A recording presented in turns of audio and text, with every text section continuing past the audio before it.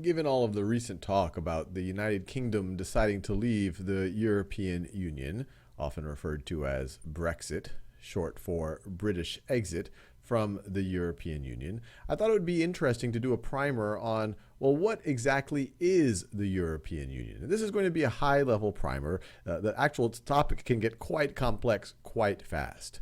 But to understand what the European Union even is, I will draw a line here to represent a spectrum of, I could say, national organizations or organizations of nations. So at this end right over here, I'll draw, this is a trade bloc. This is when a group of nations get together and usually say, hey, let's have free trade between our countries. Let's make it, if we make something in one country and we want to sell in the next, that there's no tariffs on them. And it might include things like it's easy to move money between one country and another, and sometimes it'll even include it's easy to move people between one country and another. And a good example of a trade bloc, especially from a North American point of view, is NAFTA, North American Free Trade Agreement. This is the United States, Mexico, and Canada having a free trade agreement. You make something in one of those countries, you want to sell in the other one, you don't have to have you won't have any tariffs. It makes it reasonably easy to transport goods from one country to another. And there's even some provisions around investments and the movement of people. And why would a country want to do this? Well, there's many economic arguments and theories that it increases the prosperity of all of the parties. Now, some folks will disagree with that, and they might say on average it might, but there are definitely going to be some losers in different countries depending on which industries go where. But that's the rationale for why free trade agreements exist, that it would increase the economic growth of all involved, and it will make them all be able to participate in a larger economic shared market. Now, at this end of the spectrum, I'm going to talk about when states get really close to each other to really form a meta-state, to really form a country made up of those states. And I will call this a federation. And maybe the most famous federation, especially from an American point of view, would be the United States of America. It is made up of 50 states. It literally stands for United States of America. But those 50 states have become so integrated that they act as one country. They act as one nation. They act as one people. Each of those states, they are semi-autonomous. They do have their own governor, their own legislature, their own courts, their own laws. But they do also, there's also a federal government. There is a federal army, federal courts. There is a president. There is a federal legislature. And so they are so integrated as to be one country. Now, in between, you'll sometimes hear words like confederation or confederacy.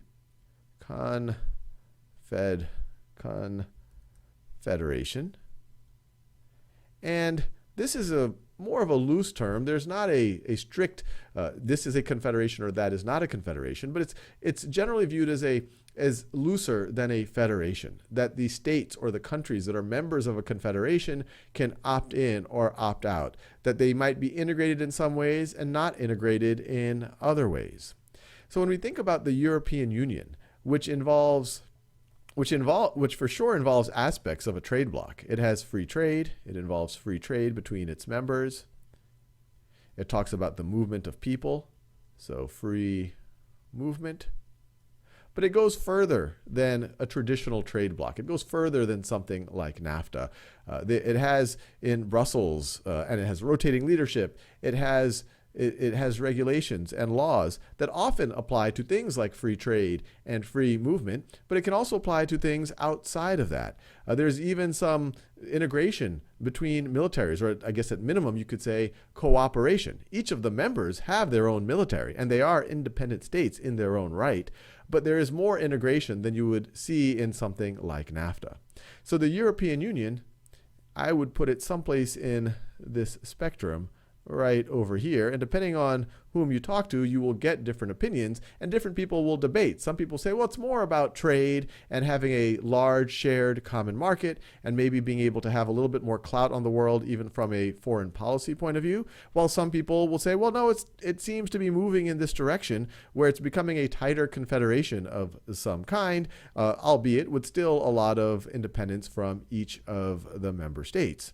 And the people who think it's more on the right-hand side, they'll point things like, well, it's got its own flag. flag. It's got an anthem. You have some military, more than cooperation. You even have some integration. The trend seems to be moving from left to right. It's not only is it about trade, it's also about currency. And that's where I'm going to introduce this other concept called the Eurozone, which is often confused with the European Union, and that's because there's a lot of overlap between the two. The Eurozone is the subset of the European Union that uses the same currency, and then that currency is called the euro. This is about currency, and this is about the euro.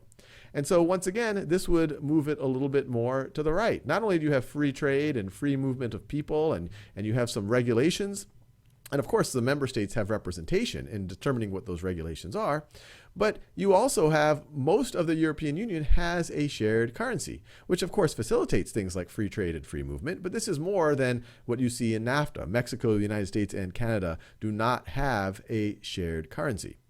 But what this map shows us is both the European Union, but it also shows that it's not exactly the same thing as the Eurozone. Everything we see in blue and this pink color combined, that is the European Union.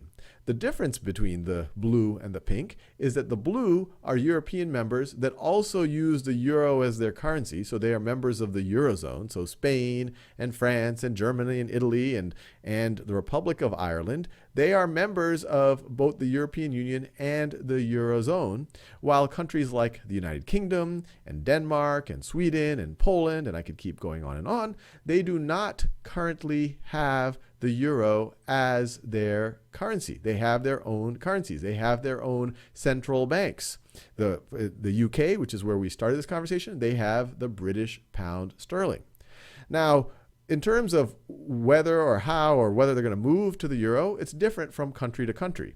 Countries like the UK and Denmark have official opt-outs. They've never had any intention, and they have opt-outs of going to the euro. Countries like Sweden, it's not as official, but it doesn't look like they have any intention of going to the euro. While other countries, it's just a matter of time before they do go to the euro, and it's more of them meeting certain economic and fiscal thresholds so that they can enter into the Eurozone.